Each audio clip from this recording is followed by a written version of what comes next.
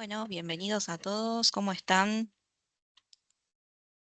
Hola, Vamos a hola, ¿qué tal? comenzar, vamos a comenzar con este webinar de Data y Gen AI. Hoy nos acompaña desde Argentina Álvaro García y desde Chile Claudio Vergara. Álvaro García, Buenas a todos. nuestro líder de Data Engineer, y Claudio Vergara, Senior Account Manager. Los escuchamos. ¿Arrancas vos, Claudio? Perfecto, Vale, vale. Jessy. ¿Qué tal a todos? Mucho gusto. Desde Chile les mando saludos. Ahí vi en los mensajes que hay gente de Colombia y otros países, así que bienvenidos a todos. Y justamente lo que queremos lograr es tener estas conversaciones transversales para ver justamente cómo estamos avanzando en las distintas regiones y qué mejor de hablar lo que está en boga, que es temas de data, temas de GenAI, que hoy en día hay muchos casos de uso que estamos aplicando en distintas compañías y en distintas industrias, tanto a nivel de retail, de banca, ciertos servicios financieros, constructora, etcétera, etcétera. Entonces queremos también traspasar eso y si ustedes tienen preguntas, también ocupar mucho acá a Alvarito, que ahí se lo voy a estar presentando, para que conozcan bien cómo nos hemos podido integrar con esta tecnología y muchas veces pensamos que es algo que está muy alejado y que va a ser muy costoso implementarlo y por ahí también tenemos algunos tips que ya hemos implementado con otros clientes para que ustedes vean que esto está al alcance de cualquier compañía, startup, emprendimiento que ustedes tengan. Así que bienvenidos, participen bastante porque Alvarito ya tiene varios casos en su haber de distintos clientes, así que bienvenidos a todos. Entonces, vamos a partir con este webinar comentándoles un poco quiénes somos. Somos Cloud Hesi, ya una corporación que nace en Estados Unidos el 2014 y dado el crecimiento y la buena acogida que hemos tenido con los clientes, decidimos expandirnos también a LATAM.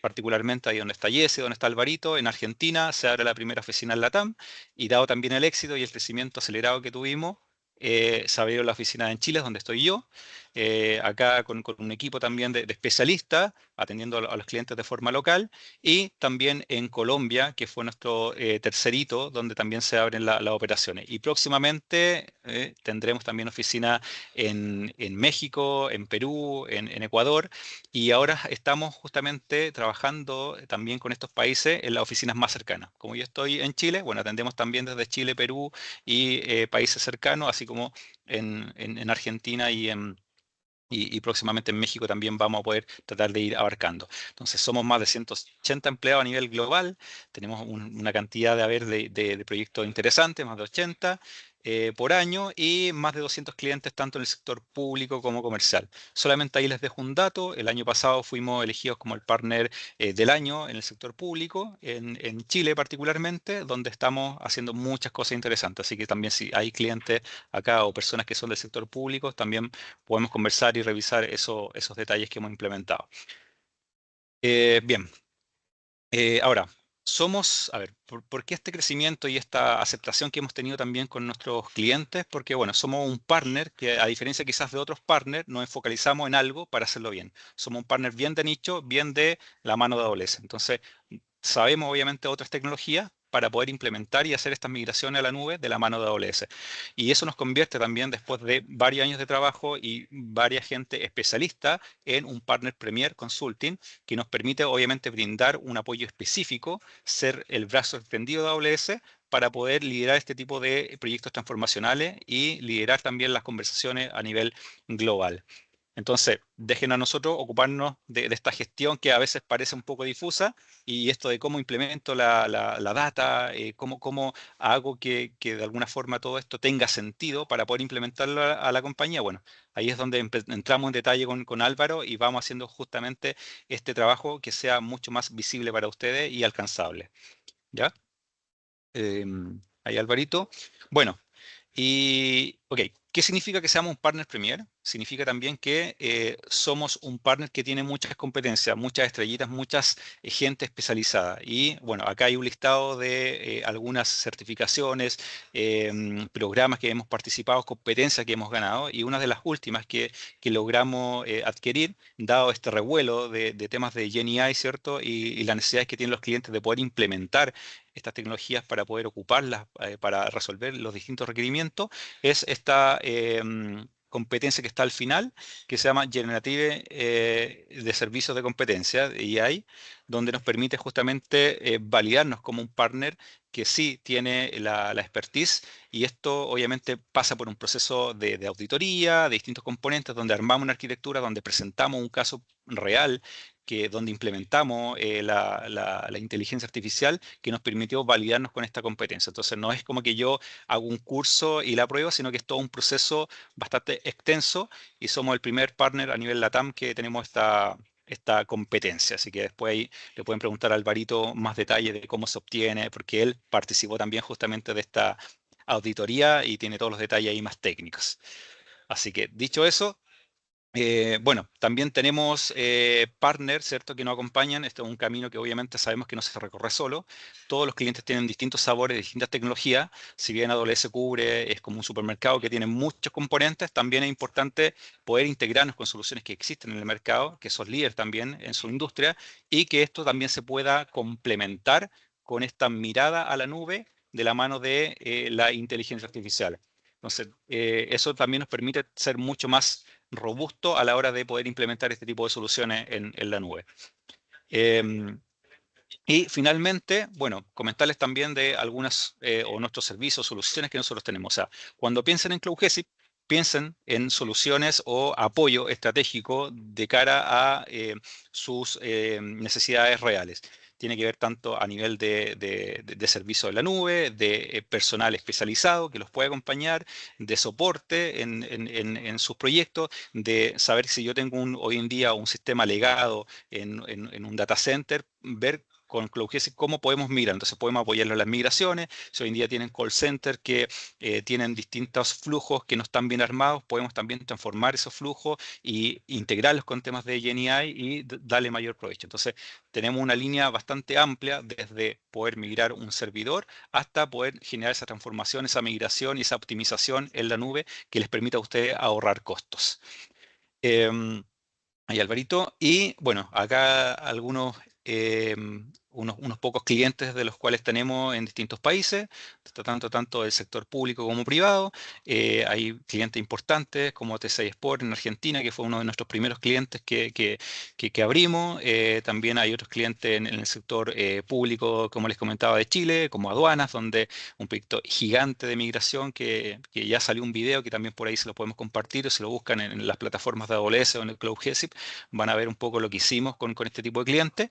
Y bueno, hay bastantes más que les podemos comentar, tanto el ambiente financiero, banca, ¿cierto? Y retail, que también estamos trabajando. Así que de todos los sabores tienen para poder buscar algún caso de uso particular que a ustedes también les pueda servir. Después, Alvarito, tenemos, bueno, ya ahí la presentación ya de Álvaro, que los va a estar acompañando en este webinar. Él es el líder de data, ya ha participado en varios proyectos conmigo particularmente, directo con varios clientes en Chile. A nivel regional también tiene un sinfín de otros clientes que ha participado, y obviamente tiene toda esta expertise y experiencia para que ustedes les puedan aprovechar en esta instancia y puedan obviamente sacar el mayor provecho. Así que sin más preámbulos, dejo a Alvarito ahí que se presente también y que les comente cómo sigue la agenda de esta actividad. Así que Perfecto, gracias a todos, Claudio. bienvenidos. Muchas gracias, Claudio. A ustedes, Muchas gracias. ¿Se me escucha bien, no? Sí. perfecto. Bueno, bienvenidos. Bueno, me presento nuevamente. Yo soy Álvaro García, soy el líder del equipo de data. Estoy más o menos creo que cumplí el mes pasado, 3 años en CloudGC. La verdad que me pone bastante contento. Bien, la agenda que tenemos preparada para el día de hoy estaba basada en estos 4 puntos. Vamos a hablar un poco de qué es la GenAI, cómo funciona, cuál es la forma en la que tenemos nosotros como usuarios de los modelos para poder personalizarlos, para poder trabajar sobre los modelos que ya están construidos, y cuál es el beneficio que tiene a nivel costos y a velocidad, digamos, de time to market. Vamos a hablar un poco del servicio de Amazon Bedrock, digamos que es la abstracción que nos da AWS para poder trabajar con los modelos de GenAI. Y después vamos a hacer un pequeño taller de prototipado. Les vamos a mostrar una aplicación que está pública, con la que pueden crear aplicaciones, pueden probar y básicamente pueden empezar a testear los casos de uso a un nivel mínimo, tipo, anterior a una prueba de concepto, que nada, nos va a ayudar un montón en poder avanzar. Vamos a tener un espacio de preguntas y respuestas. Voy a tratar de que el espacio que tengamos sea más o menos media hora para poder tener el tiempo suficiente como para que todos se puedan sacar las dudas, pero nada, no duden en chatear, levantar la mano y si hace falta, las chicas me van a avisar para, para responder las preguntas en el camino. Bien, hablemos un poco de GenAI. A mí siempre me gusta arrancar las charlas, los webinars con una frase, ¿no? Que explique específicamente lo que vinimos a hablar. Originalmente cuando hablábamos de revolución industrial siempre teníamos en cuenta, ¿no? El carbón, el vapor, el internet. Y al día de hoy podemos decir que la cuarta revolución industrial vino de la mano de la inteligencia artificial, específicamente de la generativa. Vamos a explicar un poco por qué, digamos, fundamentando esta frase del por qué es la cuarta revolución industrial, pero nada, quédense con esa idea que la vamos a ir desarrollando. Entonces, ¿qué es la inteligencia artificial? Porque cuando empezamos a hablar de IA, no es que solamente decimos IA generativa, ¿no? IA generativa es lo que está de moda o de lo que más se está hablando, pero esto viene de hace muchísimos años, esto viene desde los años 60, les diría, un poquito más atrás, que básicamente era el campo de estudio donde podíamos definir o permitirle a una máquina imitar las capacidades cognitivas de un ser humano. También existe eh, otra especificación, ¿no? Que nos habla de que es la creación de un sistema que es capaz de aprender, otra definición, perdón, no me salía la palabra. Digamos, que es un sistema capaz de aprender de forma autónoma. Y después, digamos, la forma más pura de la inteligencia artificial es un algoritmo, digamos, es algo que nosotros configuramos a mano para que cumpla una serie de reglas donde se simule una inteligencia para poder resolver un problema. Entonces, estas serían como las tres definiciones principales. Entonces, ¿cuáles son los campos? Porque recién estábamos hablando de la inteligencia artificial es algo mucho más grande que solamente la IA generativa. Entonces, como esto venía hace muchos años, cuando hablábamos de inteligencia artificial, hablábamos de esto, ¿no? De algoritmos, o sea, un conjunto de reglas que simulaban al ser humano. Con el tiempo, obviamente, fue mejorando la capacidad de cómputo que nosotros teníamos para poder trabajar y logramos llegar al punto de lo que se empezó a hablar como machine learning. El machine learning era básicamente esos mismos algoritmos que nosotros teníamos, pero configurados o ejecutándose dentro de un cómputo muchísimo más potente. ¿Qué quiere decir esto? Que el set de datos o el set de reglas que uno le puede compartir a lo que después vamos a hablar, a definir que es un modelo de machine learning, empezaba como a crecer. Entonces el modelo ya podía ser capaz de entender o de empezar a simular situaciones mucho más complejas o casos de usos más complejos. Más o menos aproximadamente hace unos 14 años apareció una tecnología que se llama Elastic Map Reduce, que la creó uno de los científicos de datos de Google, donde nos dio la capacidad de no solamente empezar a trabajar con datasets, en este caso acotados, o sea, estamos hablando de acotados con 30.000 o 50.000 data points, a empezar a trabajar con estructuras de datos muchísimo más grandes. Estamos hablando a nivel de terabytes, al día de hoy petabytes, a nivel de volumen, ¿no? De cantidad de información. Obviamente eso trajo que se mejore el cómputo, o sea, con el tiempo se empezó a hacer todo mucho más potente, mucho más accesible, empezaron a bajar los costos. Y ahí un data scientist empezó a decir, bueno, ok, ¿y por qué no empezamos a simular el, el proceso cognitivo de un humano? Tanto para empezar a resolver situaciones mucho más complejas. Piensen que hasta esta altura, en el principio de los tiempos de la inteligencia artificial, solo hablábamos de algoritmos, digamos, yo le pasaba un set de parámetros y devolvía un parámetro solo. En el Machine Learning yo le pasaba un set de parámetros y me devolvía un parámetro solo, pero ahora con el Deep Learning yo le puedo pasar cosas mucho más complejas. Puedo hacer que encuentre un objeto en una imagen, en un video, entienda un sonido, transcriba. Digamos, podés darle unas tareas muchísimo más complejas. Con esto empezó a pasar el tiempo, los investigadores empezaron a probar cosas nuevas hasta que apareció uno que presentó un paper con lo que se llamó adapters. Los adapters son básicamente una forma de entrenar una red neuronal en la que, en base a un conjunto de información que uno le comparte, puede aprender a configurar o mezclar esa información y crear cosas nuevas a partir de eso. Ahí es donde nace la IA generativa. Si se fijan, uno contiene al otro, y en este caso la IA generativa es parte del campo del deep learning. ¿Bien? Cualquier duda que tengan, me frenan o chatean y me avisan las chicas de marketing y lo respondemos. Bien, entonces dijimos, ¿qué es la IA generativa? Ya habíamos entendido que pertenecía a algo del deep learning, entonces es una subcategoría de la inteligencia artificial donde utilizamos modelos mucho más avanzados de los que se estaban utilizando anteriormente para identificar o imitar los patrones aprendidos. Entonces, los datos de entrenamiento, si ya dijimos que para el deep learning estábamos hablando de datos extensos, acá estamos hablando de datasets completamente inmensos. Fíjense que los últimos modelos de, mm, de GenAI se están entrenando con datasets que prácticamente contienen toda la información de la humanidad. Ahora después vamos a entender por qué es que se hacen o se utilizan datos o sea, datasets tan grandes. Y bueno, la GenAI tiene una particularidad que está basada en modelos fundacionales. Si alguna vez trabajaron con Machine Learning o con Deep Learning, se habrán dado cuenta que la parte más compleja y la más costosa de todo este campo, digamos, es la creación de un modelo. Entonces, si yo creo un modelo de manera general, o sea, de manera generalista, yo le puedo decir, bueno, un modelo que cree texto, y lo entreno con un dataset muy amplio, muy heterogéneo, digamos, de la cantidad de cosas que yo le puedo pasar, el modelo aprende a hacer muchas más tareas distintas. Después yo lo que puedo hacer es agarrar ese modelo y, digamos, subentrenarlo o darle la capacidad de resolver mi caso de uso específico.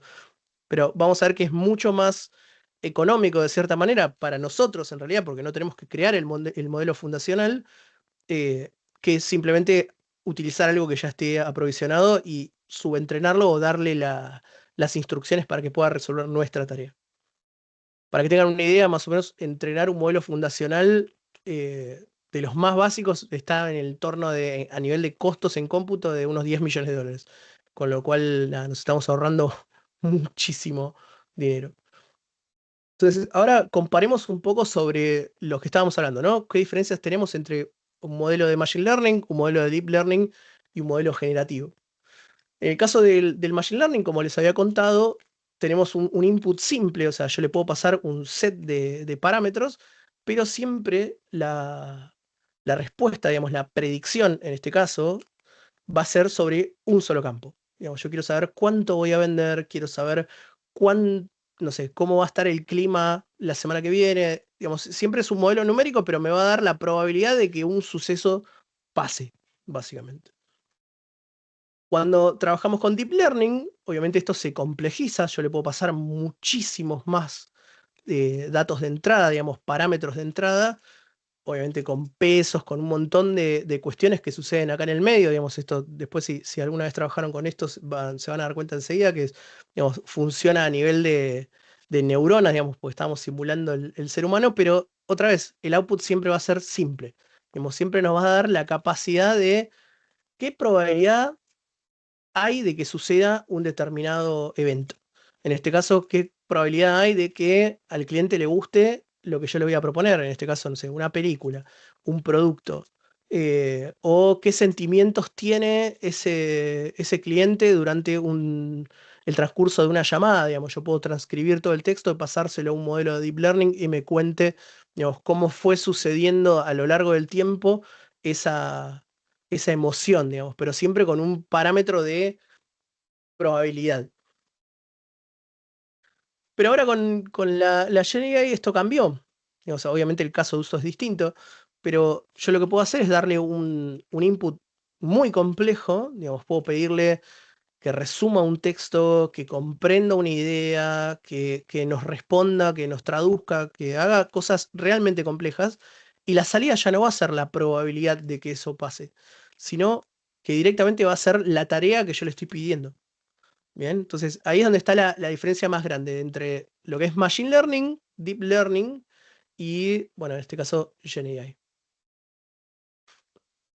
Entonces, Hablemos ahora a nivel de dificultad, ¿no? O sea, yo en el modelo tradicional, tanto de Machine Learning como de Deep Learning, cada vez que yo quería cumplir una tarea, o sea, yo quería generar un texto, quería generar una sumarización, digamos, porque con el Deep Learning esto se puede hacer, digamos, o originalmente se estaba haciendo, cada vez que yo quería hacer un modelo en este estilo, tenía que entrenar mi propio modelo. Bien, yo quería cumplir esa tarea. Bueno, ok, tengo que conseguir el set de datos, esos datos tienen que estar etiquetados de una determinada manera, tengo que construir todo ese modelo, tengo que aprovisionarme el cómputo necesario para poder, digamos, entrenar ese modelo. Y una vez que ya lo tenía entrenado, ya podía empezar a trabajar. Obviamente eso requería de un retrabajo, digamos, un trabajo constante, porque voy a tener que seguir entrenando el modelo para que pueda predecir o que pueda generar o cumplir la tarea que yo necesite. Entonces, esto era no solamente caro, sino que demoraba mucho tiempo y requería mucho soporte. Obviamente para cumplir las tareas que hoy cumple la IA generativa. Entonces, hoy nos encontramos en este punto, en el que, como les decía, existen modelos fundacionales en los que ya una empresa entrenó con datos no etiquetados, en el que el modelo ya es capaz de cumplir todas las tareas que nosotros anteriormente necesitábamos, eh, digamos, generar un modelo específico para cada una de esos casos de uso.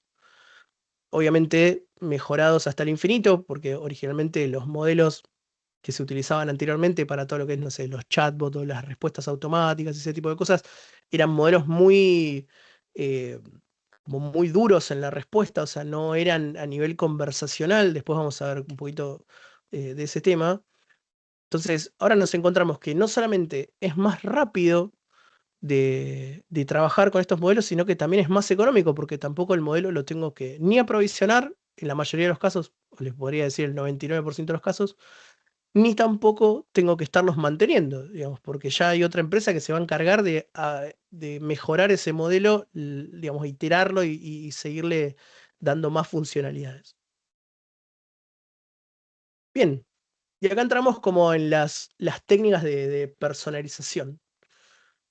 Esto creo que ya está bastante, es una palabra que está bastante de moda, digamos, pero es la manera en la que nosotros tenemos para trabajar con un modelo, o sea, los prompts.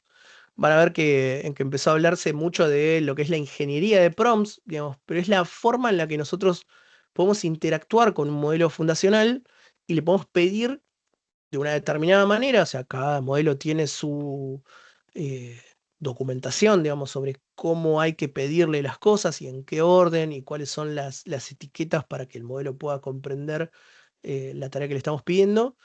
Entonces, nosotros le escribimos la forma más básica, digamos, que es con la que arrancamos todos a trabajar con la IA, es con una pregunta, con un pedido. La IA en este caso lo que va a hacer es absorber, digamos, ese prompt, esa frase que nosotros le estamos pidiendo, interpretarla interiormente y emitirnos una respuesta. Si ese prompt es más complejo o más simple, obviamente de eso va a depender la velocidad muchas veces en las que nos responda el modelo, pero si se fijan, yo puedo pedirle, digamos, cuántas veces se menciona IA en esta presentación, obviamente le compartí completamente la presentación y me va a decir 23 veces. En el caso de que me cuente un chiste, bueno, me va a responder con un chiste.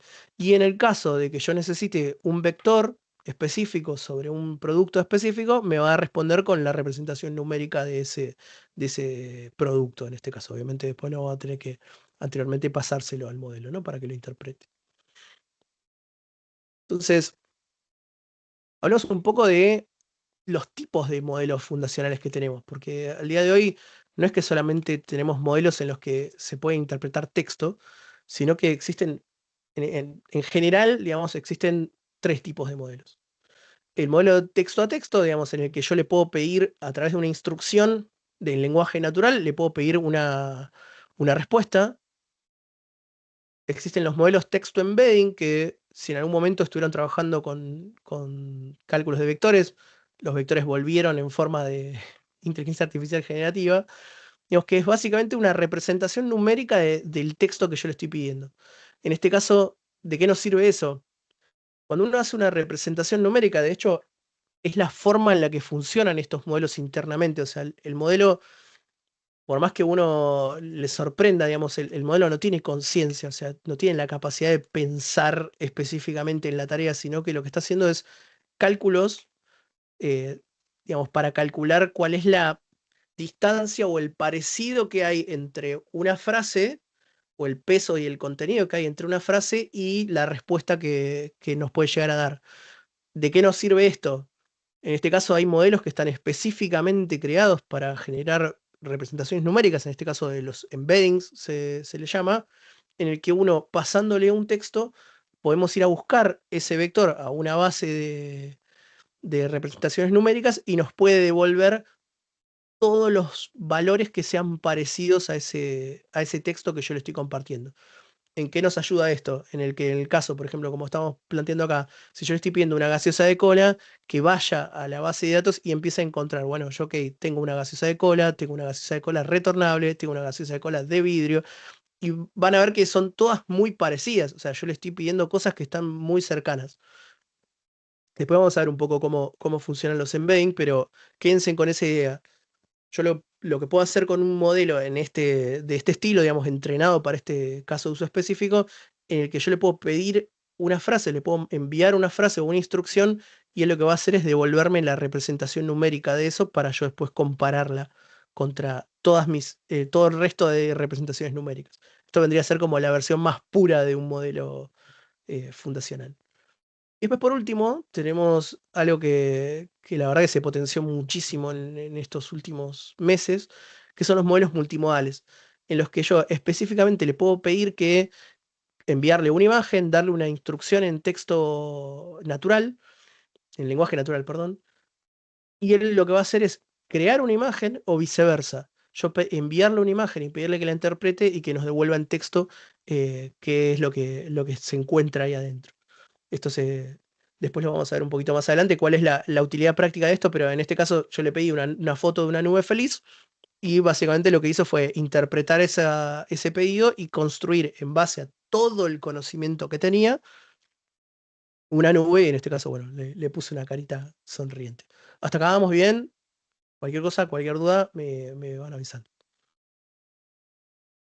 Bien, entonces, hablemos un poco del prompt engineering. Cuando esto empezó a aparecer, los prompts que utilizábamos inicialmente eran muy. Hablo de inicialmente como si fuera hace 20 años, pero esto pasó hace literalmente un año y medio, un poquito menos.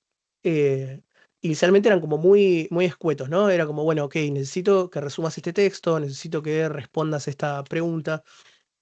Y empezamos a darnos cuenta que los modelos, a través del prompt, podemos ajustarlo al caso de uso que nosotros realmente necesitemos.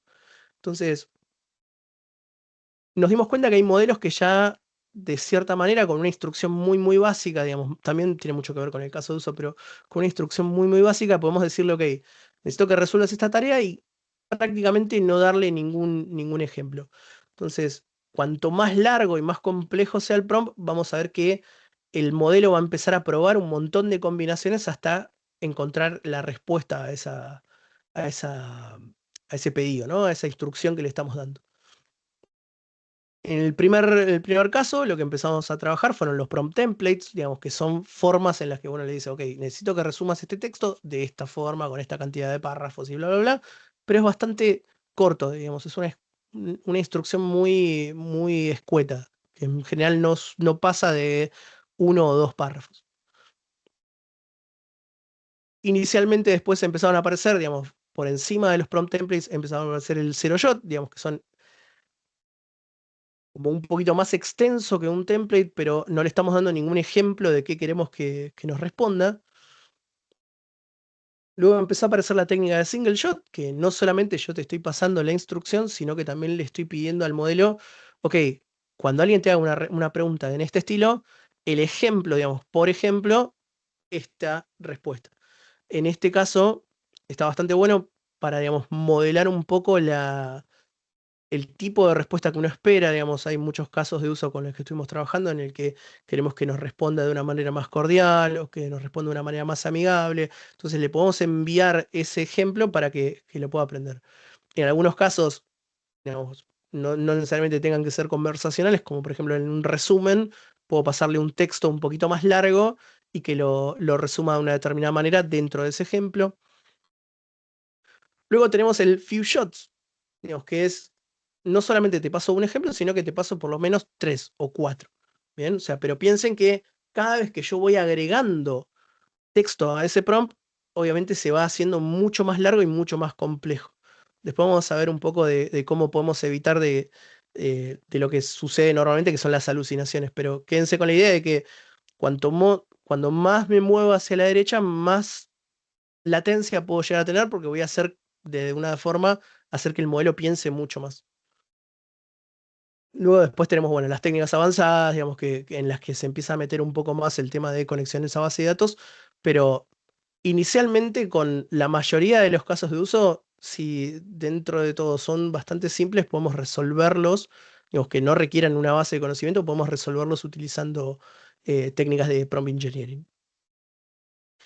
Bueno, después existe esta técnica que es bastante conocida, que esto se empezó a meter con, con técnicas de seguridad informática, que es el syntax hacking, digamos, que es una manera en la que yo puedo hacer confundir al modelo para que resuelva una tarea para la que no estaba preparada, básicamente, o una instrucción que no tenía.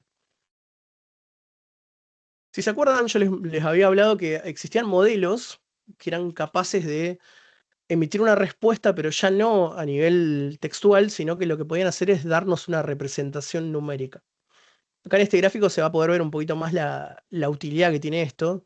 Si ustedes se fijan, yo acá le estoy pasando Buenos Aires, Córdoba y París, que, digamos, a nivel eh, sintáctico, digamos, son palabras, pero a nivel semántico tienen otro peso, digamos, son ciudades. Entonces, la representación numérica que me va a dar para el caso de Buenos Aires y Córdoba, que son dos ciudades de Argentina, va a ser mucho más cercana que en el caso de París, pero a su vez va a ser mucho más lejana que si yo le estoy pasando la palabra animal, por ejemplo. Entonces, de esta manera nosotros lo que podemos hacer es generar representaciones numéricas para luego esa representación numérica compararla contra una base de datos. Eso después lo vamos a ver, que es una técnica un poquito más avanzada que también nos ayuda a responder un montón o a solucionar un montón de casos de uso, pero la base de los modelos fundacionales está acá adentro. O sea, hoy existen estos modelos de texto embedding, digamos que son puros, que son simplemente uno le pasa una frase y nos devuelve la representación numérica o una palabra, pero internamente el modelo lo que está haciendo es exactamente esto. Digamos, uno le pasa una instrucción y la va a empezar a comparar contra todas su base de conocimiento interna, digamos, lo que corresponde al conocimiento del modelo, y va a empezar a buscar cuál es la comparación más cercana y nos va a empezar a devolver eh, esa respuesta. ¿Bien? Por ahí esta parte es un poquito más compleja, pero ahora cuando veamos la siguiente técnica, que es el RAG, se va a entender bastante bien. Bien, el RAG es básicamente una técnica bueno, en inglés es Retrieval Augmented Generation, pero básicamente lo que nos da el retrieval es obtener el conocimiento relevante de una base de conocimiento, en este caso es externa. Vamos a ver después por qué necesitamos de una base de datos para poder hacer funcionar este tipo de caso de uso. El tema de augmentation, que es yo con la base de datos lo que estoy haciendo es darle contexto al mensaje del usuario, o sea, no solamente la entrada de texto la voy a utilizar, sino que además voy a valerme de una base de conocimiento para poderle responder al usuario. Y la parte, bueno, la de generation, que es la respuesta del modelo basada en ese mensaje que ya está aumentado, ¿no? Digamos, tomar la pregunta del usuario, pasarla a través de esta base de datos y compararla y generar esa respuesta en base a todo el contexto que le estoy pasando. Hay un gráfico que está bastante bueno, se me spoileó un poco, pero que nos explica cuáles son las técnicas, digamos, con las que nosotros podemos trabajar para todo lo que es la personalización de los modelos. Como vemos, la primera, digamos, la más simple de todas es el prompt engineering. Digamos, yo a través de esta instrucción que le voy a dar al modelo, puedo explicarle, digamos, y resolver mi caso de uso. Como les dije, esto es casi que el 75% de los casos con los que estamos trabajando van para responderse con un prompt engineering. Cuando ya el caso es mucho más complejo, digamos, yo necesito, por ejemplo, valerme de una base de conocimiento para responder sobre documentación, para el armado de un contrato, para validar un texto, para responderle a un usuario en base a un procedimiento, por ejemplo, ya me tengo que valer de un RAG. Acá es donde entra como, vendría a ser como una de las técnicas un poquito más complejas, pero al día de hoy está bastante solucionado dentro de AWS, después lo vamos a ver. Entonces, yo acá no solamente me voy a valer del modelo que va a hablar con el usuario, sino que también me voy a valer de un modelo de texto embedding. Como les decía, lo que vamos a hacer es agarrar la pregunta del usuario, pasarla a través de un modelo de embedding y buscar esa representación numérica específica dentro de la base de datos. Y la representación numérica o el top de representaciones numéricas que más se acerquen a la pregunta del usuario es la que nosotros después vamos a pasarle como contexto al modelo. A grandes rasgos es básicamente cómo funciona un RAG. Obviamente, cuanto más hacia la derecha nos empezamos a mover dentro de este gráfico, más complejo, más tiempo y más costoso se va a volver, digamos, porque en estas dos primeras columnas yo no voy a necesitar aprovisionar específicamente cómputo para el modelo, sino que voy a poder utilizar el modelo aprovisionado desde una API, por ejemplo, como funciona en la mayoría de los casos. Pero ya cuando la respuesta tiene que ser muy específica, digamos, cuestiones legales muy particulares, muy sensibles. Tengo que trabajar con datos de procesos muy complejos en los cuales no puedo darme el caso de que el modelo pueda llegar a alucinar, digamos, que es la forma en la que se, se, s- se define, digamos, cuando un modelo hace algo que no corresponde, digamos, cuando uno le pasa una instrucción para la que el modelo no está preparada, encuentra una forma de solución a través de inventarse la solución, básicamente, que es una de las problemáticas que tienen estos modelos. Cada vez pasa menos, los modelos cada vez son más potentes, pero hay que tenerlo en cuenta que cuando uno quiere una respuesta muy específica, tenemos dos técnicas. En este caso está el fine tuning, que simplemente es aprovisionar todo el cómputo necesario para poder ejecutar un modelo dentro de una máquina virtual, en este caso. Y el continued pre-training, que es una mezcla entre fine tuning y, digamos, un entrenamiento constante de la información que yo le voy pasando. O sea, el fine tuning se hace una sola vez. Digo, yo le paso toda la información de una al modelo, lo entreno, y eso lo que va a hacer es generarme como una copia de ese modelo, pero específicamente entrenado para este caso de uso, digamos, para mi respuesta, en este caso, no sé, tratar de responder un diagnóstico médico, ayudar a un triage o algo específico, digamos, en los cuales nosotros no podemos darnos el lujo a fallar en este caso o alucinar la respuesta. Y en el siguiente caso es, yo tomo ese modelo que ya lo tenía entrenado con mis datos y lo sigo entrenando constantemente con información nueva. Bien, para que se den una idea, los costos igual están comenzando a bajar, pero para poder hacer un fine tuning en general de un modelo, si originalmente valía $10 millones, tener un modelo digamos, entrenado desde cero, en general el fine tuning está en torno entre los 15.000 y $30.000 a hacer un fine tuning, con lo cual, nada, tiene que ser un caso muy específico. Al día de hoy no hemos encontrado, digamos, problemas con los modelos. Aparte, piensen que los modelos empiezan a aumentar en potencia a lo largo del tiempo, o sea, empiezan a aparecer modelos mucho más grandes, mucho más específicos, que alucinan mucho menos, con lo cual el fine tuning empieza a perder cada vez más el razón de ser, digamos, ¿no? De tener que invertir tanto dinero en hacer un fine tuning específico de un modelo cuando los modelos nuevos, digamos, nos puede llegar a pasar esto, ¿no? Que hacemos un fine tuning de un modelo y que salga un modelo nuevo que ya nos resuelve esa problemática. Hasta acá, vamos bien. ¿Tenemos alguna pregunta en el chat o algo? No, a ver. Por el momento no tenemos dudas en el chat. Aprovecho Perfecto. este momento para recordar que el chat está abierto para participar y dejar sus dudas o consultas. También pueden levantar las manos si les parece más práctico. Perfecto.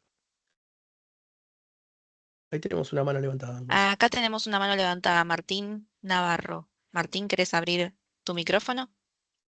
Sí, Álvaro, una consulta. ¿En qué momento, en qué fase de la que acabas de mostrar se orquesta si es que me voy a una base de conocimientos o si es que respondo directamente del modelo? ¿Hay alguna manera de personalizarlo? ¿Yo puedo escoger hacia dónde me voy primero o siempre se va con la respuesta del prompt y de ahí se va a una base de conocimientos? Generalmente siempre tratamos de responder, o sea, la solución más simple o la respuesta más simple a esa pregunta es, depende de si necesito darle más contexto al modelo o solamente con la instrucción que le estoy pasando, ya, digamos, el modelo puede llegar a responder. Generalmente, digamos, piensen que después vamos a hablar un poco de cómo funciona el tema de los costos, pero piensen que los costos de los modelos, o sea, el uso que yo le voy a dar al modelo, cuánto me va a salir, está dada por la cantidad de texto, en este caso después vamos a hablar, que se denomina en este caso tokens, pero es la cantidad de texto o la cantidad de instrucciones que yo le voy a dar al modelo y cuán larga va a ser la respuesta que yo voy a esperar del otro lado. Entonces, si yo, para explicarle un proceso, por ejemplo, tengo que hacer que el prompt sean 22 páginas, por ejemplo, obviamente me va a salir hiper caro porque yo no voy a usar las 22 páginas constantemente. El usuario no me va a responder, no me va a hacer preguntas sobre esas páginas o sobre el total de esas páginas.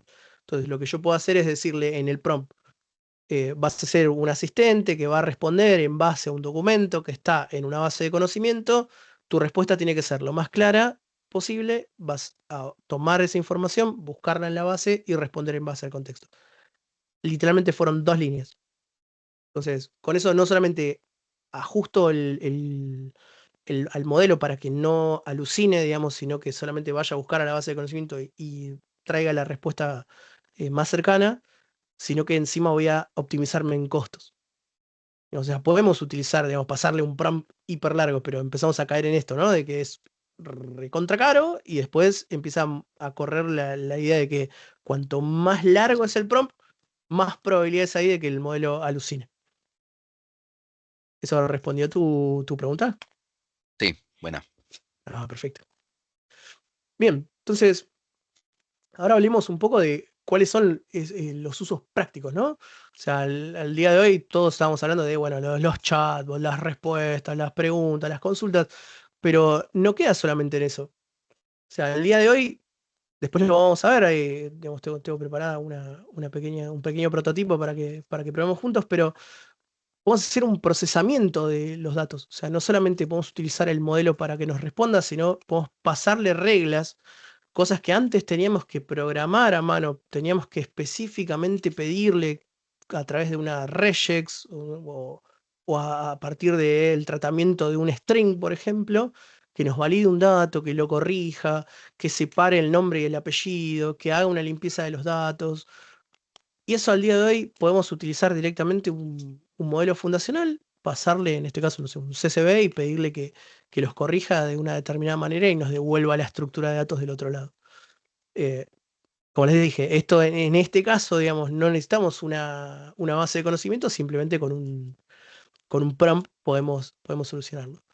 Después podemos hacer análisis predictivo, con eso nos referimos a todo lo que es la predicción del comportamiento. Podemos tratar de analizar, digamos, cómo estos modelos son semánticos y entienden, digamos, de cierta manera de emociones. Podemos pedirle que trate de calcular o entender la positividad o la negatividad de un mensaje, digamos, cuál es la tendencia a lo largo de una conversación. Como entienden de tiempo, uno puede agarrar y pasarle que en el minuto 2 de la conversación, la persona o el usuario o el cliente dijo esta determinada frase, la respuesta de la gente fue la siguiente, y así sucesivamente hasta decirle, bueno, ok, necesito que analices todo esto y me digas cuál fue el sentimiento, digamos, de la conversación, o si el cliente se fue contento, o si el cliente se fue enojado, o si esto puede llegar a generar algún reclamo. Entonces eso también a través de un prompt podemos solucionarlo. Luego está la personalización de contenido, que esto por ahí no, en general no le damos mucha importancia, pero podemos trabajar en no solamente resumir textos, sino en solucionarnos cuestiones como a nivel de educación. Por ejemplo, estábamos pensando en la capacidad de un profesor de generar exámenes nuevos a través de la información de la cursada, por ejemplo, pasarle todo el texto y decirle, ok, necesito que me generes preguntas multiple choice, y después obviamente va a haber una validación humana del otro lado. Eh, Generame ideas con las que yo puedo trabajar para mis alumnos, generame imágenes en base a esa interpretación, obviamente analizame audios, generame audios nuevos a través de esto, generá un script, digamos, no me sale la palabra en español, un guión, perdón, un guión de un video, por ejemplo, para poder trabajar. Tomá la imagen de mi producto y cambiar el fondo y ponerla en fondos determinados. La semana pasada estuvimos hablando con gente de AWS y nos estaba contando que una marca de cervezas estuvo trabajando con estos modelos de personalización y analizando las redes sociales, o sea, para que tengan una idea del impacto, ¿no?, que tiene esto. O sea, ellos analizaban, o sea, esta marca analizaba las redes sociales constantemente y había encontrado que en México, en una determinada parte de un estado de México, habían, digamos, como aparecido noticias de un avistamiento de un ovni. La agencia de marketing que está trabajando con esta marca, utilizando modelos de IA generativa, en menos de 40 minutos crearon una publicidad y la subieron a redes sociales. O sea, en menos de 40 minutos desde que apareció esa información en Twitter, con lo cual el engagement fue grandísimo. Digamos. Normalmente tardan meses en hacer una publicidad, creo que las chicas de marketing no me van a dejar mentir, que las agencias de publicidad digamos, tardan mucho y aparte el costo que requiere la cantidad de gente que tenés que poner a alinear y hacer trabajar es un montón. Y ellos en 40 minutos logran hacer una publicidad. Con lo cual, eh, nada, no dejen de prestar atención a estas capacidades que tienen los modelos porque digamos, pueden, Alucinante.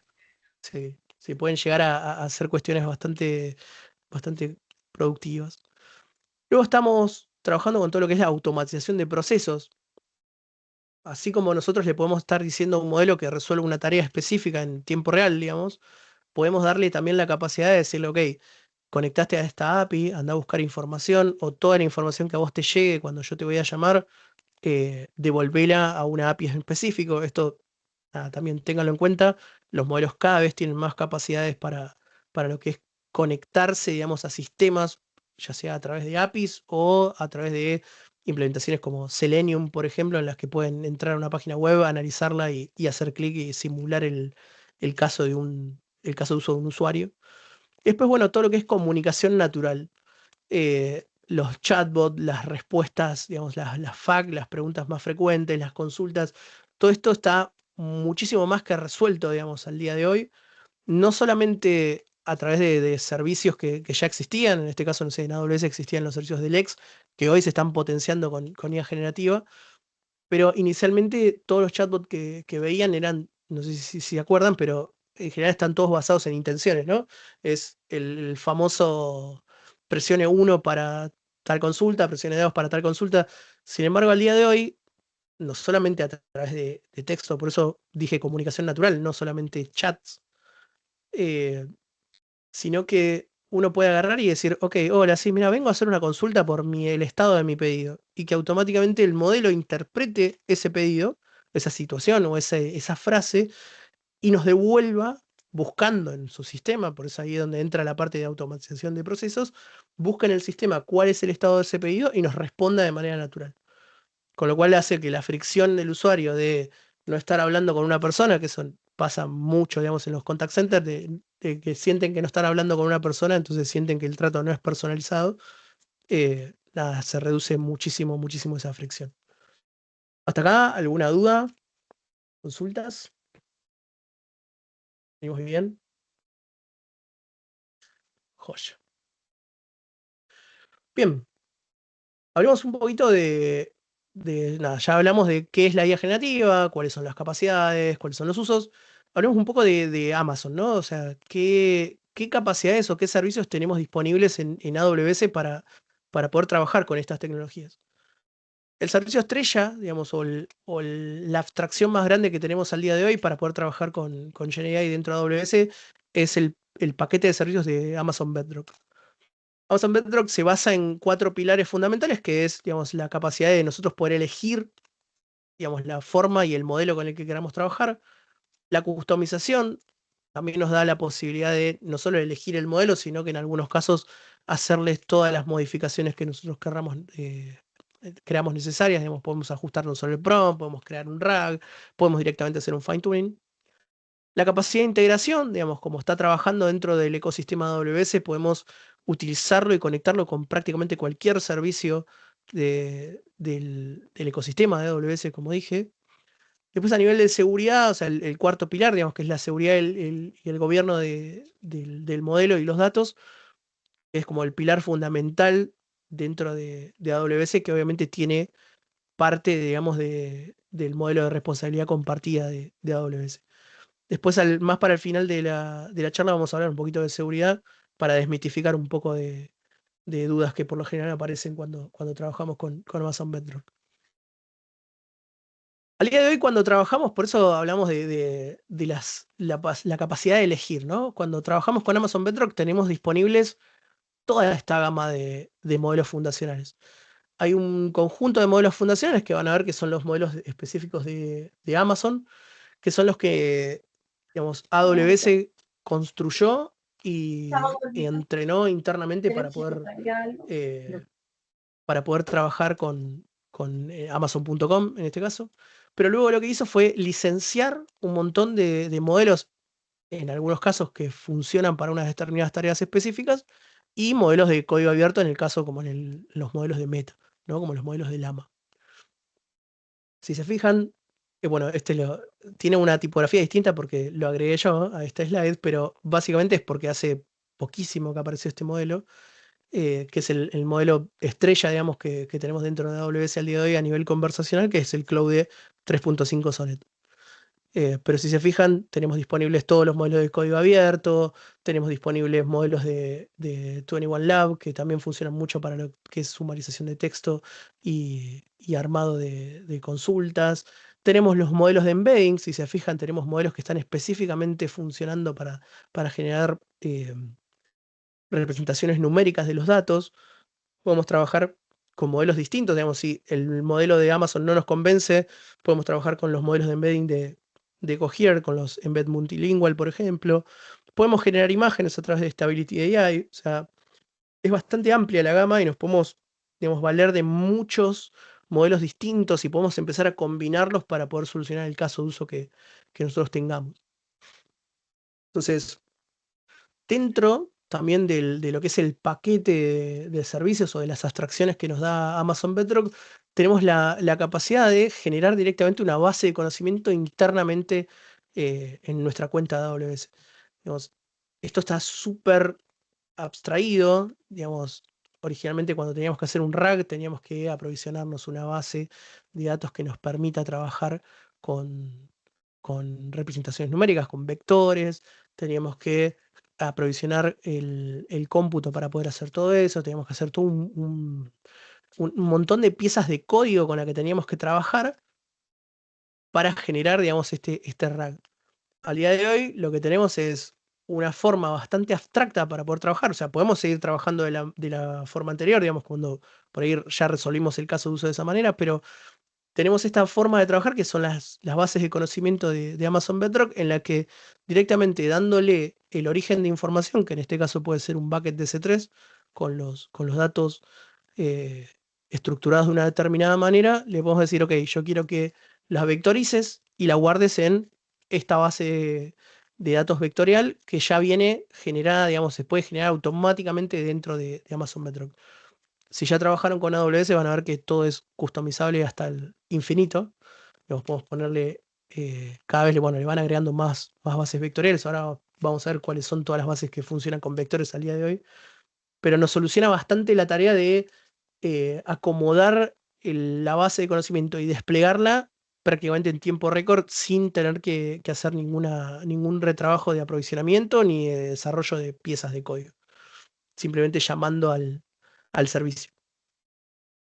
Entonces, hablábamos de bases vectoriales, ¿no? Entonces, originalmente teníamos una o dos, algunas que estaban de código abierto, de código cerrado, pero al día de hoy, en AWS, prácticamente todas las bases de datos SQL y no SQL funcionan de alguna determinada forma con representaciones numéricas o con vectores.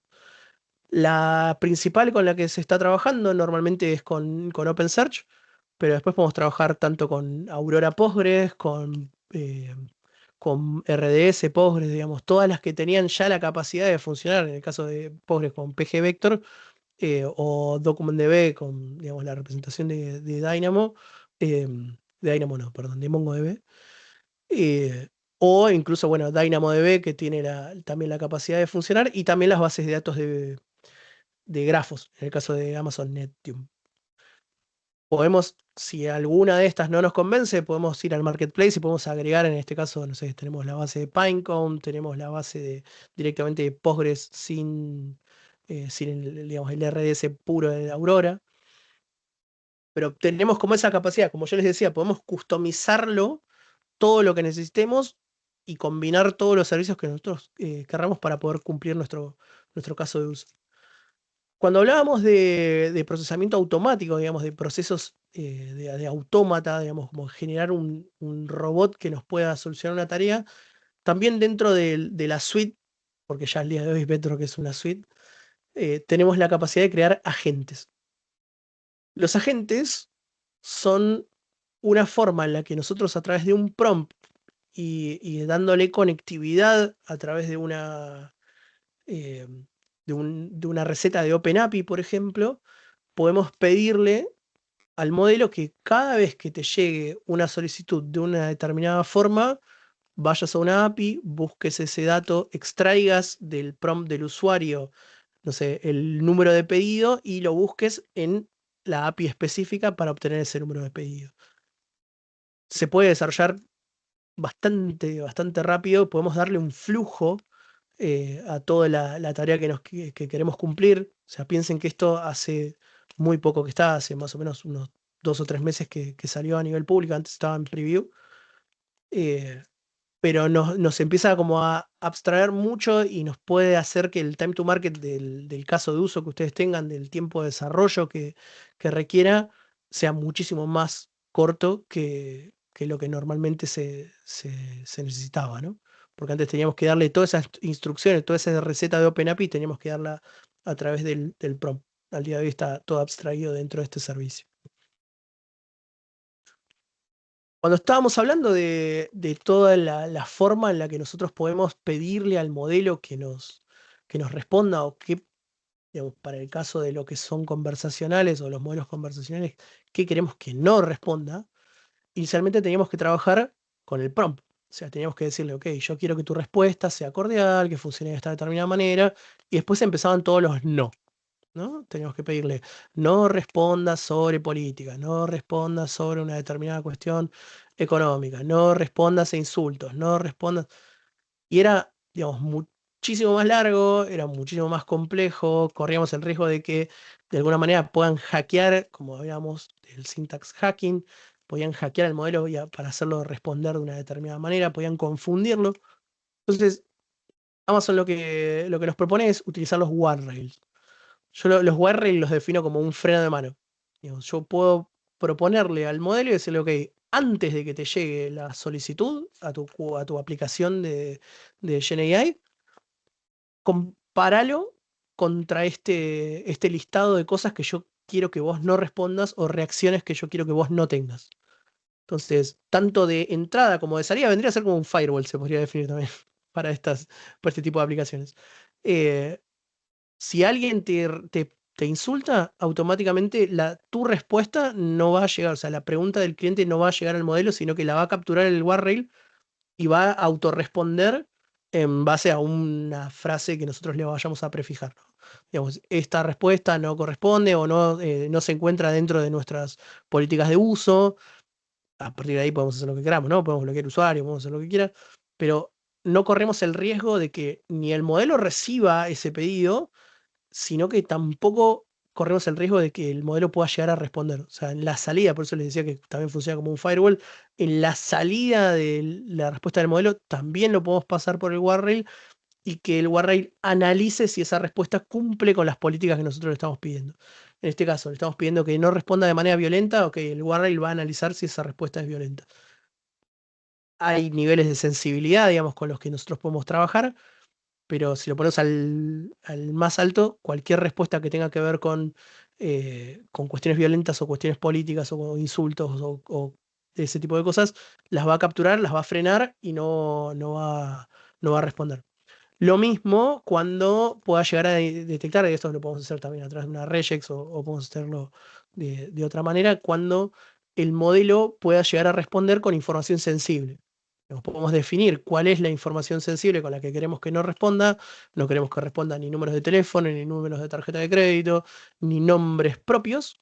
Entonces podemos darle como esa regla que viene por encima de todas las demás y si encuentra algo de eso, que automáticamente si es una regla de entrada, que lo ofusque y si es una regla de salida, que directamente no responda. Y como les dije, la parte de seguridad, creo que es como el pilar más importante que tienen los modelos de Amazon Bedrock o la suite de servicios de Amazon Bedrock, es que básicamente la duda más grande con la que venían los clientes era, ok, pero cuando yo estoy trabajando con un modelo, toda esa información se va a loguear en algún lado, va a quedar guardada dentro de un servidor propio de Amazon, de AWS, y la respuesta para todo es que no. O sea, que no, con algunas salvedades. La única salvedad es que nosotros no cumplamos con las normas de uso de los modelos fundacionales. Como les dije anteriormente, teníamos los WARREL, digamos, para todo lo que es la respuesta digamos, ante casos específicos de violencia, de un montón de cosas, pero Amazon, digamos, por encima, o sea, AWS por encima de ese guardrail también tiene un montón de reglas de seguridad en la que, por ejemplo, no le podemos pedir que nos pase los manuales para crear una bomba, ni los planes para matar a una persona, ni nada de ese estilo. Eso, en ese caso, digamos, como infringe las normas de uso de los modelos, sí se va a quedar logueado. Pero en todos los casos que no cumplan con estas condiciones, Amazon lo que va a hacer es directamente computar o loguear que se llamó al modelo y que el modelo respondió una determinada cantidad de tokens en este sentido. No se va a ver ni siquiera el texto que respondió ni el texto con el que entró. En este caso es bastante seguro. En general todos los servicios de AWS funcionan de manera encriptada, en tránsito y en reposo de manera por defecto, pero podemos incluso aumentar esa seguridad haciendo que todo se transfiera a través de la VPC del cliente. Toda la información que nosotros enviemos a través de los servicios de Amazon Bedrock van a quedar guardadas o va a funcionar dentro de la región donde estemos. O sea, no, en general podemos forzarlo, pero la verdad que no tendría sentido porque aumentaría la latencia. Cada vez que nosotros llamamos a un modelo dentro de una región específica de AWS, vamos a llamar a la implementación de ese modelo dentro de esa región. Bien, o sea, generalmente cuando trabajamos con modelos fundacionales lo que hacemos es llamar a una API, que es donde está, digamos, el backend de ese modelo, lo llamamos, le hacemos el pedido, nos responde, pero todo va a funcionar dentro de esa misma región. Después, bueno, a nivel de compliance está dentro de las normativas de la GDPR, digamos que es la normativa de tratamiento de datos de la Unión Europea, en la que la mayoría de los países de Latinoamérica se están inspirando, digamos, para poder generar sus normativas de tratamiento de datos, con lo cual, tanto creo que en Chile, Argentina y en parte de la ley de Colombia, que todavía no la terminé de leer, está bastante dentro del compliance. También las normas SOC ISO. Y si en algún momento tenemos que trabajar con datos médicos, digamos, de procesamiento de información específicamente médica, también están con el compliance de HIPAA, que es, digamos, la normativa norteamericana, que es una de las más duras en cuanto a ese tratamiento. Hay que tener, obviamente, son digamos, las certificaciones que tienen los modelos, ¿no? Después la aplicación con la que nosotros estemos trabajando y el tratamiento que tengamos de esos datos va a tener que cumplir con todas las demás normativas de compliance, no solamente es con el modelo, ¿no? ¿Hasta acá? ¿Estamos bien? ¿Hay alguna duda? Por el momento parece que no, Todo clarísimo, Álvaro. todo clarísimo. Ah, perfecto. Gracias. No, por favor. Bien. Y creo que ya estamos, creo que llegamos a toda la parte pesada y técnica y de toda la charla. Dentro de esta charla, como les dije, teníamos esta sección, digamos, que es el taller de prototipado. Acá si, nada, si están viendo el streaming a través de un celular, perdón, a través de un celular, lo están viendo en otra pantalla y no están conectados, o sea, hay varias personas en la misma pantalla, pueden copiarla a través de un QR o pueden directamente poner en el navegador. Acá, digamos, esto vamos a hacer una demo, les voy a explicar cómo funciona la aplicación, pero básicamente este es un entorno o es una forma en la que nosotros tenemos de hacer un prototipo de una aplicación de manera rápida, gratuita, que la podemos compartir a cualquier persona. ¿Y esto por qué se lo voy a presentar? Si ustedes se acuerdan, la nube nos da la ventaja esta de la que yo no siempre que hablamos con todos, hablamos con esta frase, ¿no? De equivocarse rápido. La nube nos da esta posibilidad de que nosotros en muy poco tiempo y a un costo muchísimo menor a lo que normalmente teníamos que hacer, digamos, antes había que aprovisionar el servidor, buscar a la persona, que nos instale el sistema operativo, hacer toda esa inversión para probar si una aplicación iba a funcionar o no. Al día de hoy tenemos como alternativas como la nube, que hacen que todo funcione mucho más rápido, y en el caso de la IA generativa tenemos herramientas como estas para prototipar la aplicación, ver si, por lo menos a nivel de prompt, podemos solucionar nuestro caso de uso y a partir de ahí podemos empezar a extenderlo y podemos empezar a hacer, digamos, cosas mucho más potentes. Entonces, ahora voy a compartirles el navegador. Perdón, voy a cerrar la aplicación, el PowerPoint. Lo tengo acá. Ahí está. Avísenme si están viendo la pantalla. Vemos perfecto. Bien. Party Rock es una aplicación que nos da AWS para poder generar prototipos en general rápidos de aplicaciones a nivel de prompt. Y lo loco de todo esto es que se generan a través de un prompt. Entonces, una vez que se registren, que tengan su cuenta creada, lo pueden hacer creo que con GitHub, con una cuenta de Gmail o directamente creando un usuario y contraseña. Pueden venir acá arriba en el botón que dice Generate App. Esto, si bien está en inglés, funciona en español y no se entiende cuando nosotros le estamos escribiendo en español. Pero vamos a hacer una prueba. Yo acá tras bambalinas ya tengo un prompt preparado, más que nada para no tener que escribir todo. Pero vieron cuando yo les mostraba que tenemos una forma de hacer análisis de datos a través de modelos. Entonces, como era medio abstracta la premisa que yo le estaba poniendo, la idea es que a través de este prototipo podamos ver que se pueden hacer ese tipo de cosas. Entonces, yo acá en el prompt le estoy pidiendo, bueno, crea una aplicación a la cual recibiendo un archivo CSV con la siguiente estructura, en este caso le puse la estructura del archivo CSV, analice los datos y me devuelva cuál es la laptop más cara, cuál es la más económica, la más pesada y la que tiene pantalla más grande. Además, digamos, fíjense la manera en la que yo le estoy escribiendo, digamos, es súper natural. Además, el usuario debe tener la posibilidad de chatear con un asistente de ventas, el cual con 4 preguntas, el usuario, 4 preguntas al usuario sobre sus intenciones de uso de la laptop, me recomienda una computadora que se ajuste a mi necesidad y presupuesto. Adicionalmente, bueno, esto se lo agregué, pero adicionalmente le puedo pedir que cree una imagen representativa con la información contenida en el archivo. Si yo entro acá, aprieto Generate, acá lo que va a empezar a hacer la aplicación es consultar a otros modelos de GenAI para crearme esa aplicación web de manera automática, digamos. En este caso yo no necesito hacer nada más.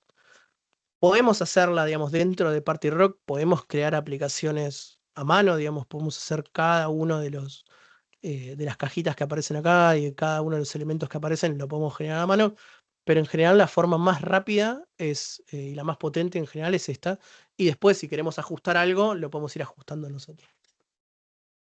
En general esto demora entre 1 y 2 minutos en crearse. Si no se crea, igual yo ya la tengo creada, creo. Por ahí bien. Bien, si se fijan, acá ya creó la aplicación, ya se dio cuenta de Laptop Recommender and Analyzer. Esto obviamente lo crea todo en inglés.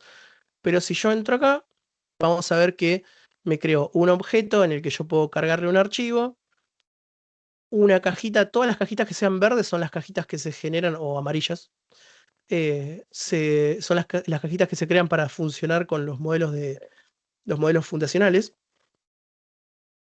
Y tenemos, bueno, una formita en la que podemos agarrar y acomodar las cajitas para que no sea tan, o sea, no es tan, no tiene un look and feel tan lindo al principio, siempre se lo tenemos que dar nosotros.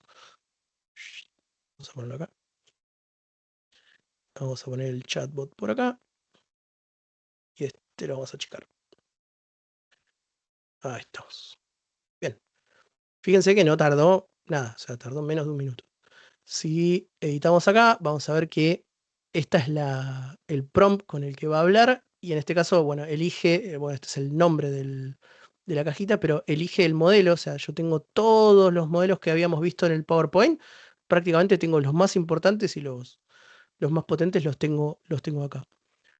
Hay estas barritas que tenemos acá, es por ahí la cantidad de créditos de cierta manera con las que podemos interactuar con la aplicación. Esto es una aplicación que es 100% gratuita, pero nos da como una cierta cantidad de tokens a nivel de día o de semana que podemos utilizar. En este caso, bueno, vamos a elegir el Sonnet, es el más potente que tenemos hasta ahora. Todavía no está el 3.5, pero igual siempre se lo van agregando. Podemos hacerle configuraciones avanzadas, podemos manejar la temperatura y el top P, digamos, para ver qué tanto queremos que alucine. En general, para que lo tengan en cuenta, una temperatura de 0 es que no alucine absolutamente nada. Una temperatura tendiente a 1 es que empiece a inventarse la respuesta. Digamos, si nosotros sería como qué tan creativos queremos que sea la respuesta. Bien, vamos a hacer el ejemplo. Vamos a buscar acá, yo lo tengo en Laptop Prices. Vamos a buscarlo directamente acá, que es más fácil. Bien. Para que tengan una idea, como es una aplicación gratuita, digamos, el máximo que acepta de caracteres es 120.000 caracteres por archivo. Con lo cual, nada, tengan en cuenta. Yo en este caso es un dataset que me bajé de Kaggle.com, digamos que es un dataset de código abierto donde tiene recopilada toda la información de todas las notebooks, las laptops de la Unión Europea durante creo que un año. Entonces, yo acá lo único que hice fue cargarle el archivo. Ahora vamos a darle play. En este caso podemos hacerle un Command Enter o directamente apretar el play acá. Y automáticamente lo que va a hacer es empezar a leer y a cumplir con esos prompts que yo le estoy pidiendo. Bueno, en este caso me está respondiendo en español, perdón, me está respondiendo en inglés porque, digamos, yo no hice ese cambio o no le pedí específicamente que me responda en español. Pero si se fijan, creó la imagen y bastante acertada, digamos, porque medio que se inspiró en las notebooks que están dentro del archivo. Me creó un asistente de ventas y acá ya me empezó a decir cuál es la laptop más cara. En este caso es bueno, me pone el ID, me pone la compañía que la creó, el producto, digamos, me pasa todo el dataset y me dice que el precio es de 6.000 euros. ¿Cuál es la más barata? Y si yo me fijo más acá, ¿cuál es la más pesada? Y cuál es la que tiene pantalla más grande. Entonces, fíjense que no tardamos nada, digamos, simplemente fue un prompt en el que le pasé el archivo y puede empezar a hacer analítica sobre esto. Vamos a ver si me responde en español. Vamos a ver. Pero, ay, acá teníamos el chatbot. Vamos a ver si me está escribiendo. Sí, tengo como un delay en el teclado, pero va a funcionar. Bueno, acá me está diciendo que bueno, es un asistente basado en IA que le proporcionamos información y va a analizar la data para recomendarnos una computadora. Vamos a decirle: hola, soy un diseñador gráfico. Mi presupuesto es de 1.000 euros. Ahora lo que va a hacer es buscar ese presupuesto y ese pedido que yo le estoy dando y analizar en base al conocimiento que tiene el modelo. En este caso no nos hizo muchas preguntas, pero más que nada porque no nos queda tiempo para la siguiente demo, en el que, digamos, nos va a ir a buscar cuáles son las computadoras que más se ajustan a ese presupuesto. En este caso no encontró ninguna de 1.000 euros, pero encontró una de 1.200 y nos empieza a poner de la más barata a la más cara con las prestaciones que tiene específicamente para cada uno. Bien.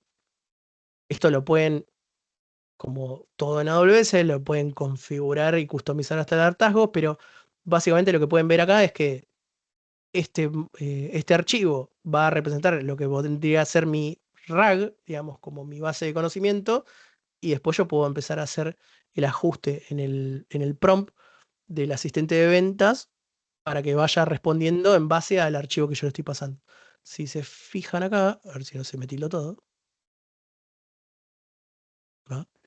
Si se fijan acá, dentro del prompt, acá le pone que busque la respuesta basándose en el archivo de laptop prices, que yo se lo dejé acá y cuando hago el hover dentro del link me va como a pintar o a oscurecer todo lo demás y me va a dejar cuál es de dónde sale ese archivo. Pero hagamos otra prueba. Esto... Uy, ahí está. Bien, hagamos otra prueba. Pensemos que no solamente quiero hacer analítica, pensemos que quiero solucionar un dolor que tengo, por ejemplo, en recursos humanos, por ejemplo, ¿no? Entonces, yo acá lo que le voy a pedir es, bueno, crear una aplicación, un archivo que reciba un archivo PDF con un currículum vitae de un candidato y lo compare con una job description que yo le voy a compartir. Que ingrese, digamos, que yo le voy a ingresar, digamos, a mano. Después, en base a esa job description, necesito saber si el candidato hace match con la búsqueda que estoy realizando o no. Y además necesito un chatbot de asistente con el que yo le pueda hacer preguntas para tratar de entender si ese candidato machea o no, si es, digamos, si queda muy evidente no, evidentemente, pero si yo tengo dudas para poder tratar de indagar un poco más en ese CV. Le vamos a agregar ahí, necesito que todo funcione en español. Bien, le vamos a dar a generar y vamos a ver que el caso de uso se explica bastante bien y vamos a poder ver que ahora crea la aplicación y nos va a dar la posibilidad de cargar el archivo del CV, digamos, del currículum de ese candidato y nos va a dar un campo de texto donde podamos escribirle la job description. Bien, si se fijan lo hizo muchísimo más rápido. Vamos a parar acá, vamos a editar, así arreglamos un poquito esto. Así tenemos todo en la misma pantalla, no tenemos que ir yendo y volviendo. Tuve. Ujú. Bien, liberate. Bien. Entonces, acá lo que yo puedo hacer es directamente dejarle el PDF del candidato. Vamos a buscar mi currículum. Álvaro García se ve. Bien. Este es como el prototipo de pruebas. Y ahora vamos a buscar una job description. Yo, en este caso, con otro modelo fundacional, le pedí que me cree una job description. Y vamos a decirle que la job description es todo esto. Nada más esto. Ahí va. Bien. Yo acá le estoy pegando una job description, por ejemplo, no sé, para buscar un diseñador gráfico senior, ¿no? Me va a hacer toda la descripción del puesto, me va a decir cuáles son los requisitos, 10 años de experiencia en diseño gráfico, o de dominio de sistemas de diseño, System Design, de Figma, de un montón de sistemas que específicamente tienen que funcionar para, digamos, en el campo del diseño gráfico. En este caso yo lo que agregué es que el candidato tiene que haber trabajado en agencias publicitarias de Alemania o de Europa, cosa de que, digamos, sea bastante evidente el contraste, digamos, de que no califique. Pero ahora, con el CV y la job description, puedo agarrar y decirle, ok, que evalúe el candidato. Y vamos a ver que la respuesta es súper conversacional. O sea, acá si no lo están leyendo, dice, después de analizar el CV de Álvaro García, puedo concluir que no califica para el rol de diseñador gráfico senior. Obviamente esto lo podemos recontraajustar, pero si se fijan, después nos da la razón de por qué no califica. Bien. Entonces habla de que, bueno, que tiene una sólida experiencia, bla, bla, bla, pero trabaja en inteligencia artificial en negocios, o sea, no tiene nada que ver con diseño gráfico. Después, bueno, yo puedo acá empezar a chatear y decir, bueno, pero ¿por qué? ¿Tiene conocimientos en diseño gráfico? ¿Qué sabe de diseño gráfico? ¿Por qué no califica? ¿Sabe alemán? ¿No sabe alemán? Cosas que nada, específicamente puedan coincidir o no. Pero ahora vamos a ver que, por ejemplo, si yo le pongo otra job description, en este caso, no sé, un manager de data, y otra vez lo corremos, vamos a ver que acá empezó a generar y me dice, ok, sí, lo puedo comparar, sí, ok, cumple en gran medida con los requisitos y las responsabilidades de clave del rol. Bien, obviamente esto es una job description recontrainventada, pero acá nos va a dar de nuevo cuáles son las habilidades y las experiencias, digamos, destacando el candidato, cuáles son los puntos a considerar, qué preguntas le podemos llegar a hacer. Y esto vean que lo hizo automáticamente. O sea, yo en ningún momento le dije más que el prompt inicial. O sea, yo no modifiqué absolutamente nada más. Simplemente la aplicación fue y generó todos los prompts que necesitó para poder, digamos, responder al caso de uso que yo le estoy pidiendo. Entonces, ¿qué es lo que pasa a partir de ahora? Yo puedo probar esto, lo puedo modificar, lo puedo ajustar, puedo hacer que esto funcione lo más cercano a mi caso de uso final posible. Un disclaimer, tengan en cuenta de que todos los datos que se suban acá adentro, estos sí se loguean, digamos, porque digamos, se utilizan a nivel gratuito en la capa gratuita de AWS, sí se están logueando, con lo cual no utilicen datos personales ni datos confidenciales de la compañía. Pero nada, pueden hacer todas las pruebas que vean necesarias. Una vez que finalizan, digamos, que ya tienen bastante sólida este prototipo, automáticamente lo que pueden hacer es llevar esto a o una prueba de concepto dentro del ecosistema de AWS o directamente desarrollarlo. Digamos, pero ya se sacaron la duda de si el modelo o si la IA generativa puede solucionar el caso de uso con el que digamos, tienen el dolor más grande en este caso y vean la velocidad con la que se pudo hacer. Bien. Así que nada, pruébenlo, es gratuito, le pueden dar todas las vueltas que quieran. Hay una parte dentro de la aplicación, creo que era acá, bien, donde me está diciendo el porcentaje que yo estoy utilizando dentro del free trial de la aplicación. Este free trial igual se va reiniciando a nivel mensual, pero nada, tengan en cuenta de que si le van a hacer le van a dar un uso muy, muy, muy intensivo, nada, se les van a gastar los créditos y no van a poder utilizarlo. Tiene un par de funcionalidades más, pueden compartir la aplicación, o sea, yo puedo crear esta aplicación, puedo, si se fijan acá, todo lo que se crea en privado, pero yo puedo venir y compartírselos a ustedes.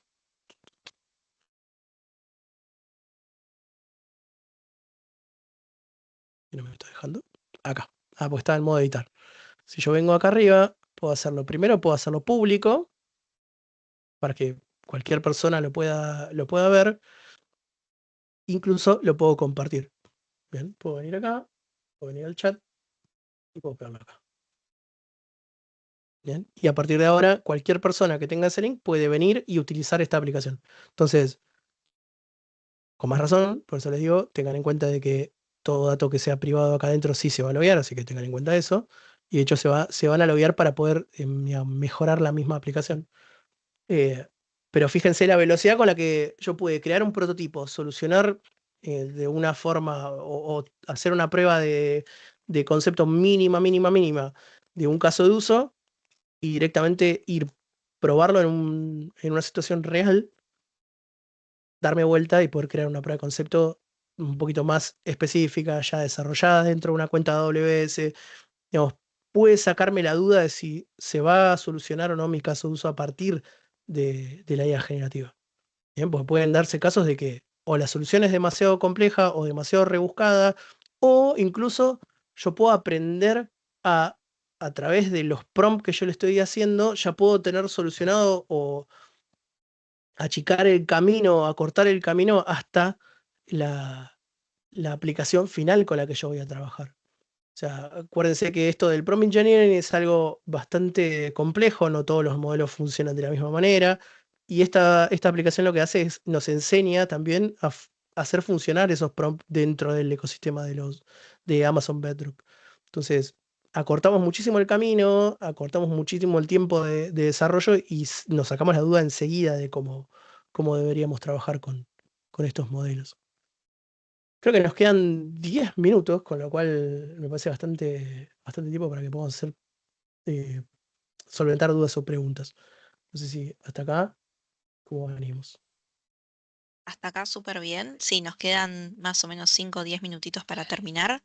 Así que nada, los que quieran aprovechar el momento para levantar la mano, hacer alguna duda, consulta, debatir algo.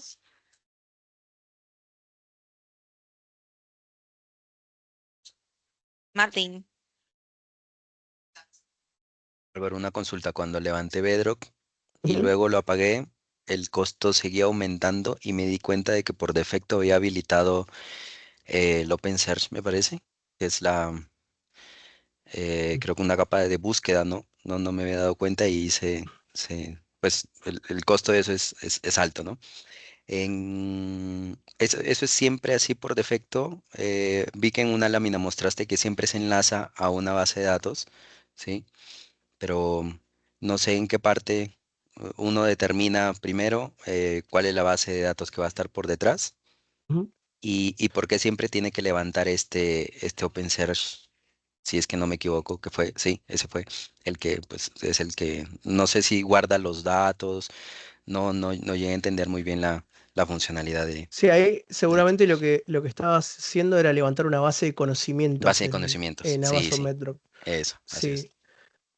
Bueno, si uno por defecto, digamos, crea una base de conocimiento, AWS lo que hace es, si nosotros no le configuramos nada, no le pedimos o no le damos otro tipo de base de datos que ya tengamos desplegada de antes, lo que va a hacer por defecto, y eso lo especifica ahí en el servicio, es crear una base de OpenSearch. Bien, en este caso va a crear una base de OpenSearch en el estilo serverless. Si nosotros, en este caso sí, las bases de datos, en su gran mayoría para todo lo que es trabajo con Generative AI, sí son aprovisionadas, o sea, sí van a tener un costo, eh, pero eso es más que si no queremos que funcione más, directamente entramos al índice de OpenSearch y lo podemos borrar. O sea, no tiene más problemas que eso. Pero en general, si lo dejamos funcionando, son más o menos por defecto. O sea, si no le hacemos nada directamente, le decimos, ok, toma mi CSV y hacerlo correr ahí adentro, nos va a generar un costo más o menos de $5 por día. Eso es lo que estuvimos 5 probando dólares por día. con los chicos. Sí, Sí, para que lo tengan en cuenta. ok, buen dato, gracias. ¿Alguna otra duda? ¿Consulta? ¿Miedo o preocupación? Bueno, creo que una cosa que no les dije, los servicios de Amazon Bedrock, o sea, las llamadas a los modelos, son todas de pago por uso. O sea, yo no voy a... Bueno, igual creo que lo hablé en un momento, pero para reforzar la idea, ¿no? O sea, los modelos que yo voy a utilizar de, dentro del ecosistema de Amazon Bedrock van a ser todos de pago por uso. O sea, yo cuanta más información le pida, o sea, más instrucciones le ponga en el prompt y más respuestas o la respuesta más grande le voy a pedir al modelo, ahí se va a computar el costo de ese modelo. Digamos, si se fijan en la página de pricing de AWS, están estipulados, todavía no está en la calculadora de costos de AWS, solamente están los modelos específicos de AWS, pero si van a utilizar algún modelo como los modelos de Cloud, los Sonnet, los Haiku, los que sean multimodales, dentro de la página de Claude, de Anthropic, mejor dicho, que es la empresa que desarrolla los modelos, van a poder ver el listado de costos para cada uno de los tipos de modelos y la cantidad de prompts o de tokens que va a recibir de entrada y de salida y cuál va a ser ese costo. En general es súper, súper bajo. Algo que creo que ya lo dije en 20.000 lugares, es que cuando empezamos a trabajar con esto, los modelos valían casi por llamada. Hacer un asistente de ventas, por ejemplo, nos daba un costo de 85 centavos de dólar por mensaje. O sea, cada vez que el usuario le escribía y el modelo respondía eran 85 centavos de dólar. Al día de hoy está en el entorno de las milésimas de dólar cada interacción con un usuario. O sea, es recontrabajo y encima los modelos son muchísimo más potentes que cuando empezamos a trabajar. Porque ese costo era el costo para la versión 1 del modelo, y estamos en la versión 3.5. Entonces, para que se den una idea, cada vez que sale un modelo nuevo, y aparte esto se basa en una economía de escala, o sea, cuanto más personas estén utilizando el modelo y más eficiente sea a nivel de consumo, más económico va a salir. ¿Alguna otra duda, chicos? Buenísimo. Me parece que no hay más dudas. ¿Joya? Le quedan muy poquitos minutos a la reunión, chicos. Bueno, si no hay más dudas, damos por cerrado. Muchas gracias, Alba, Claudio, por la presentación inicial. Muchas Gracias a gracias a ustedes todos por por... invitarnos. y siempre es interesante aprender sobre el tema del momento, ¿no? Inteligencia artificial. Así que bueno, muchas gracias a todos los que se sumaron el día de hoy. Y bueno, esta sesión fue grabada y la vamos a estar enviando por email a todos ustedes para que les quede, ¿sí? Muchas Todo gracias, muy muchas gracias. claro. Muy bueno. Muchas gracias, chicos. Bueno, muchas gracias a todos. Un beso. Adiós. Nos vemos. Que Chao, tengan buen chao. día. Chau, chau.